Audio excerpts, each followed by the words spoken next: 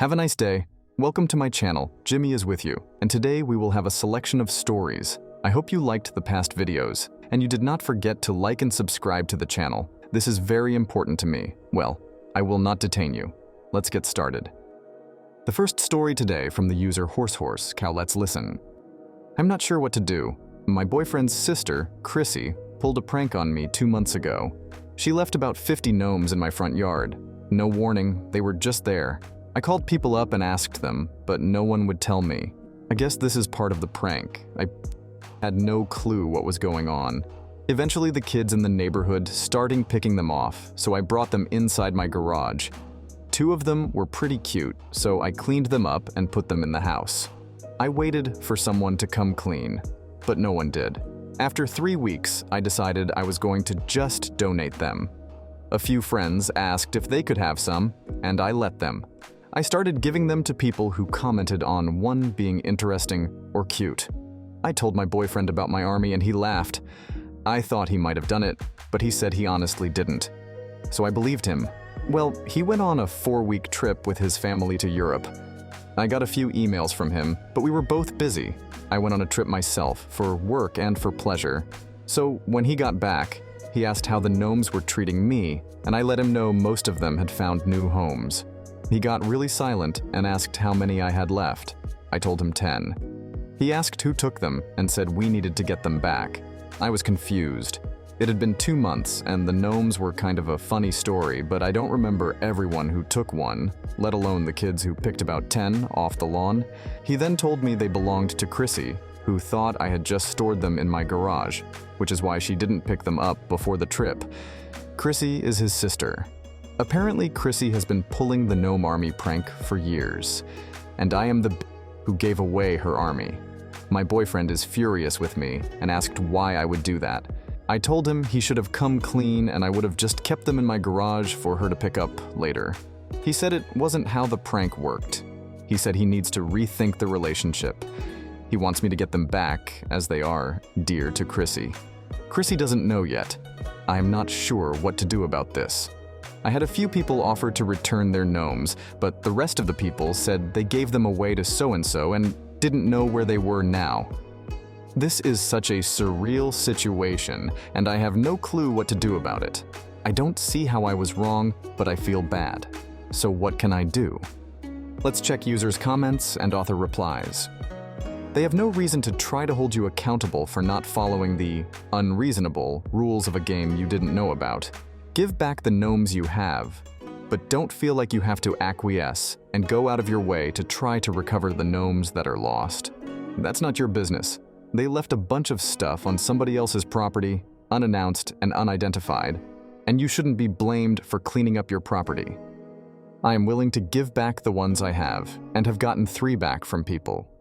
Please show them this thread, so they can realize how everyone thinks it is to play a prank on someone, abandon the materials used for the prank for 2 months without owning up that they had done it and requesting the gnomes back, and then getting angry when the gnomes, which had been abandoned for 2 months, are disposed of.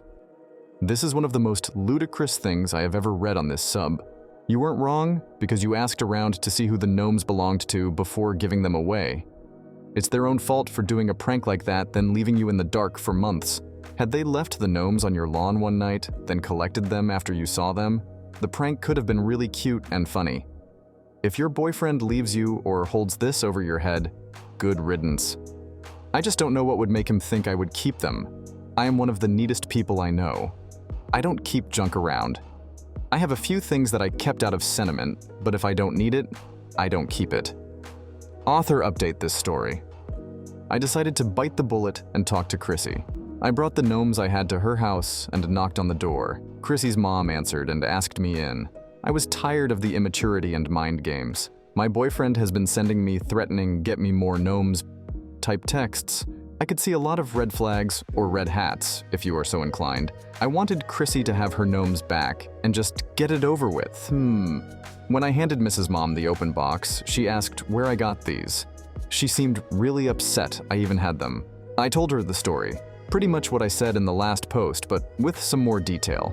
Her reply was, "Joe has been telling a totally different story. She seemed really hurt about the whole thing. And while I wanted to make a quick getaway, I was curious. Blah, blah, blah. Mrs. Mom told me a little bit of the background.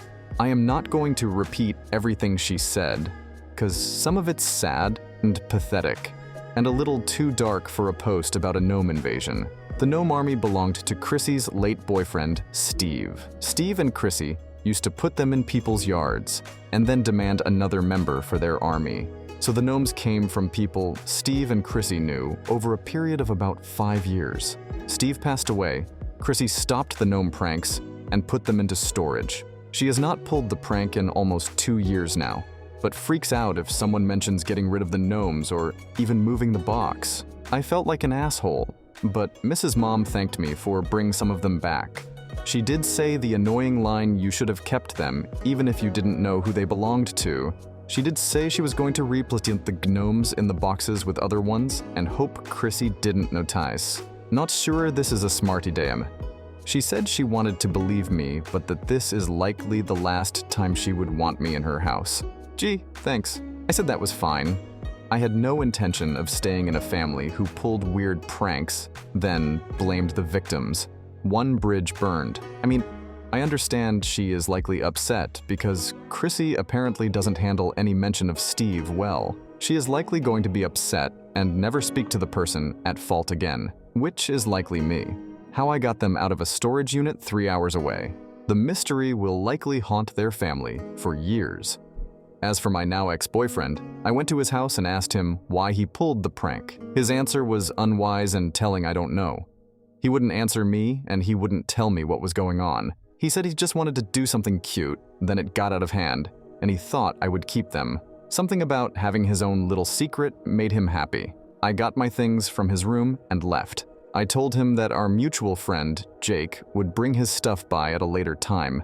Jake agreed to this and said Joe's story was BS. I guess Joe told people I got the gnomes out of the storage unit and put them in the yard to get attention. That totally makes sense. I guess it was spiteful to do, but I did send Chrissy a message on FB. Chrissy, I don't think we will be friends after this. I know you want to believe your brother, but I did not take your gnomes. I did not know why they were in my yard or even that you had them. Please understand, I would never aim to hurt, steal, or take from you. Your brother admitted to putting them in my yard, though I have no idea why he did it. I got an okay back. Then she blocked me. I blocked Joe and his family. I am not sure what to do now, but it has been a really interesting few weeks for sure. What I think about it. OP totally went to every storage unit in their vicinity to find the sister's unit. Then she cut the lock, opened it, and took all 50 plus gnomes, packed them into her vehicle, and drove off without ever being seen by a security camera. Seriously, that lie can easily be dissected with logic. 'Cause why would OP know Syl had a storage unit? Or where it was? And what number the unit was? Or that she had gnomes? And why would OP want the gnomes and nothing else in the unit? Let's check user comment. My mother was a unique woman. She had a thing with flamingos as well. It started with one, and then she got more, and people started to put flamingos in the yard. Then she would have us go out at night and move them into different places and patterns. Then she would have us dress them. The town went nuts over this, as we lived on Main St. People would stop and take pictures. It was odd. Then I found a website where you can request a flamingo to visit you. This flamingo had been literally all over the world. I sent a request and they sent this flamingo. I then took this flamingo to the businesses in town and to school, and the neighbors all took pictures with this damn flamingo. When its visit was done, you shipped it to the next address. One time we woke up and some of the flamingos had dump you not been flamingo napped. A ransom note was sent to us via mail with Polaroids of the flamingos, blindfolded and tied together. I don't even remember what they demanded, and now that will bother me. But anyways, I thought it was ridiculous. We didn't respond, and again, I dump you not, they one of the wire legs to us with another Polaroid of the flamingo, with one leg, demanding ransom, and if not, the next letter would contain a beak. My mom was so heartbroken, and I finally had enough of the shenanigans. I went to the post office and explained to the sweet clerk, small town she knew us, what had happened to my mom's flamingos. She was appalled as she loved them, so weird, and kindly told me who sent the package. So I had the name, it was one of my friends. I waited for a night when he would be home alone, as I knew his parents. I put on a ski mask, recruited my best friend and another buddy, and went to his house. He lived in the country, and I rang the doorbell. When he opened the door, he saw us, and it scared the hell out of him. He tried to slam the door, and I kicked it, and we raided the house, screaming, "Where's the hostages?" His like, "I didn't birdnap anyone." I was like, "Lies. How did you know I was looking for the birds?" The other two friends found them, again, you not tied up in the garage. Needless to say, I got them all back. What I didn't know was he wasn't alone. He was babysitting his younger sisters. Years later, I ran into his sister, and she was talking about when she was younger, 3 men broke into her home and kidnapped lawn ornaments, and it scared the hell out of her. The next story from the user, Revengeance, let's listen. A 26 female had this happen yesterday, and so far my family keeps saying I'm in the wrong. So I was spending my first Saturday off in weeks planning an outing with my friends, but at the last minute, my sister asked if I could babysit my twin 9-year-old nephews. Since her mother-in-law was having a medical emergency and they had to go to the hospital, I agreed because I know her mother-in-law has heart issues. She's already had a pacemaker put in. So I canceled my plans and my brother-in-law brought the kids over. Since some of my friends were already over, they helped me watch my nephews, and we did some family-friendly activities, like watch Scooby-Doo. My idea, I must convert them unto Scooby fans.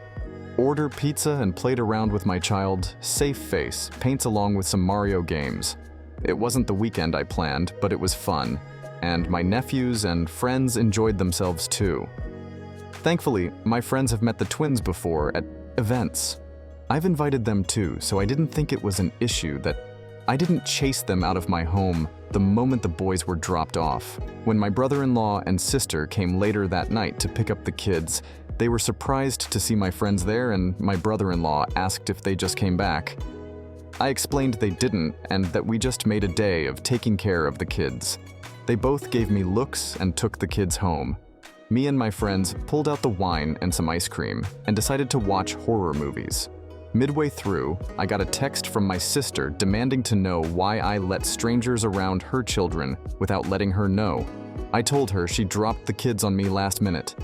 And she knows the 4 who had come over today and that 2 of them live at least an hour away from us, so sending them back would have been rude. My brother-in-law also messaged me saying he felt uncomfortable that I allowed strange women to touch his children. They literally know my friends, husbands, or wives. I don't get why they're making a big deal about it. But today, I woke up to more messages of how I endangered the kids by having them around strangers and worst alcohol in the house. We got drunk and posted pictures around midnight, I guess. Don't remember much beyond the Insta post. Most of our relatives are saying I prioritized my friends over my nephew's safety, and I'm confused. The only one on my side in, weirdly, my sister's mother-in-law, who turns out never was at the hospital. So I don't even know where my sister and brother-in-law were all day yesterday. I don't know. The twins were dropped off on me at the last second. My friends are known by the family. We never drank or did anything adult until after the kids went home. Did I seriously up here? I am so confused. What I think about this story, I say you're not the unwise. I mean, you had plans before your sister dropped your nephews off at your place. This wasn't planned at all, but you hanging out with your friends was. Even at that, you still watched over your nephews last minute, despite having plans already. You and your friends didn't do anything around your nephews that wasn't inappropriate, drinking and such, or life-threatening. I could understand the stranger around my kids thing if your friends were actually strangers to the family, but from your words, they weren't, so I don't really see the issue. They dropped their kids off at your place last minute and pretty much barged in on your plans. Also, your sister and her husband lying for all we know about the sister's mill. Having a medical emergency is pretty sus. Why would they need to lie about that? Let's see user comment. NTA, they may be trying to deflect from where they really were. Call them out and ask them directly. Ask them why they had an imaginary medical emergency. The kids are fine. You friends are fine. Your sister and BIL are problematic. But just tell them you won't provide child care for the next emergency or ever. Thanks to everyone who watched this video. This is the end of the first part. See you today in the second part. I love you all.